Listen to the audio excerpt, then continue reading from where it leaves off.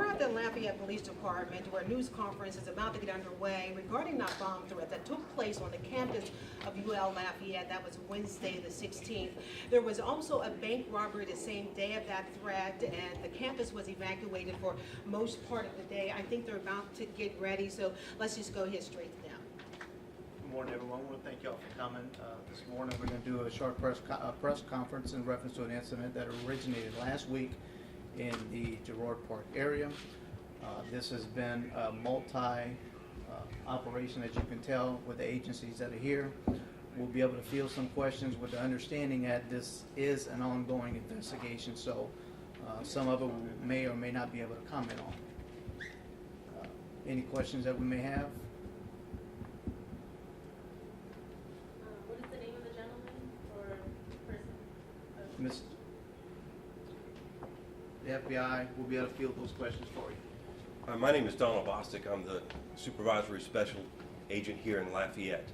The individual that was arrested is named Devin Haywood. He's a 30-year-old individual who resides currently here in Lafayette.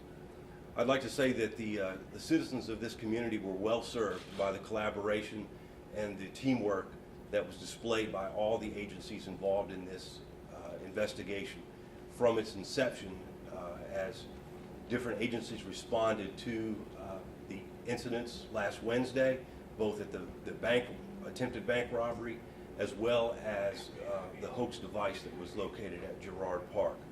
This was a manpower intensive investigation, and it was very closely coordinated, and it was obviously a successful investigation which resulted in the arrest of Mr. Haywood yesterday evening.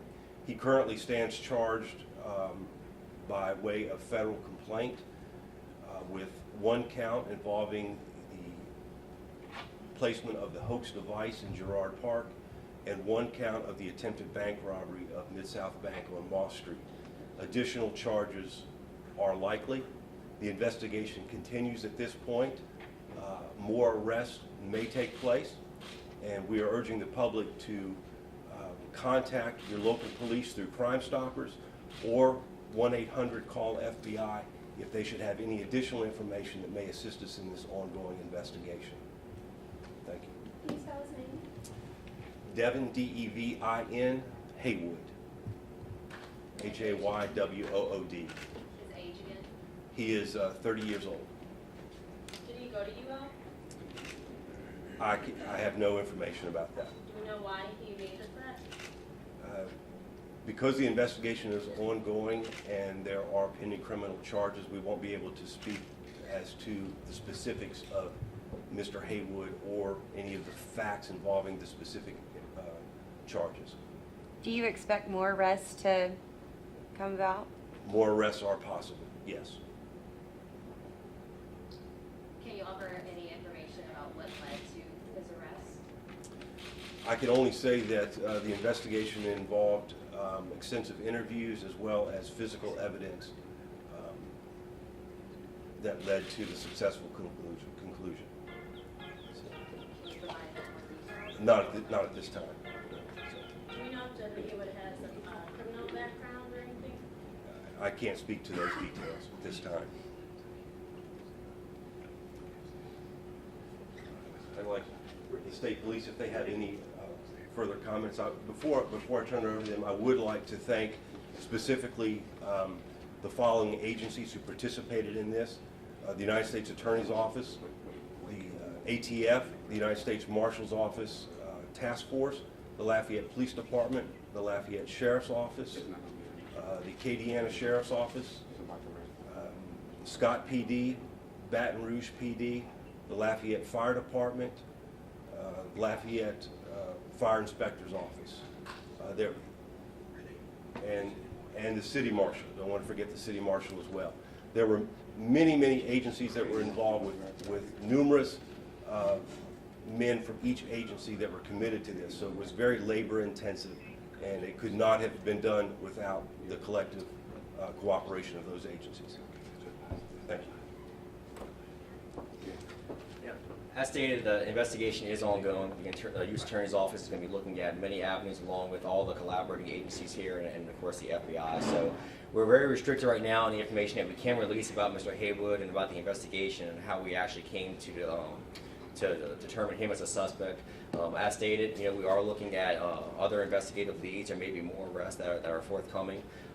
Today we'll primarily be able to talk about the actual evacuation of the campus, the events that occurred that day, the collaboration between all the agencies you see behind us here, and even more so, and the effective preparedness and everything that went into effectively and really doing a good job of evacuating that campus safely and efficiently, and making sure the citizens of not only the Lafayette area but also the visitors and the students of the UL were safe also.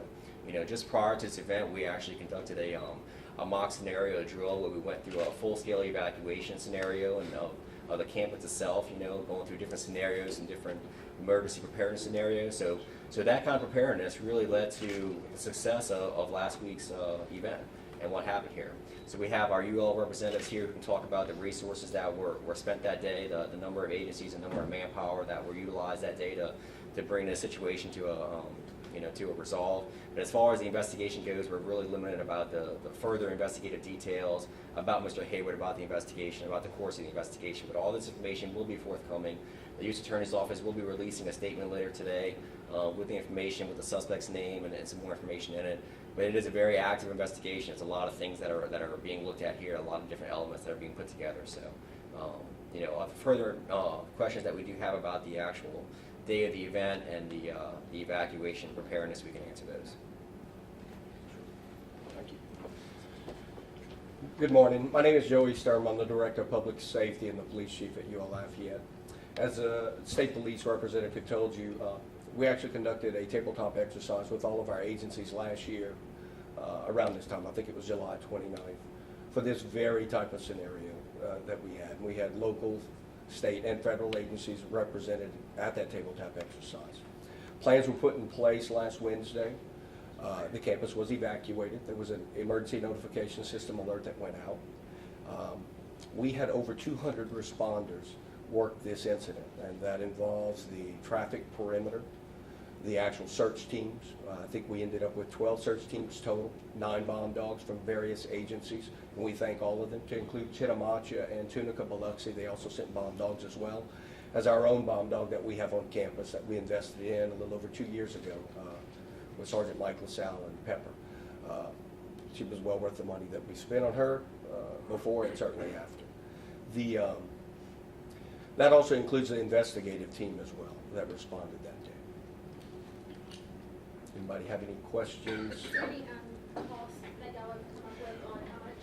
Yes, ma'am. We are working on that cost. UL Lafayette is one of the largest employers in the city, and in addition, just to the overtime expenses that are related to law enforcement officers who were called out. I mean, numerous agencies had, not only UL Lafayette, but speak for the other agencies as well, had call-outs of their personnel to assist.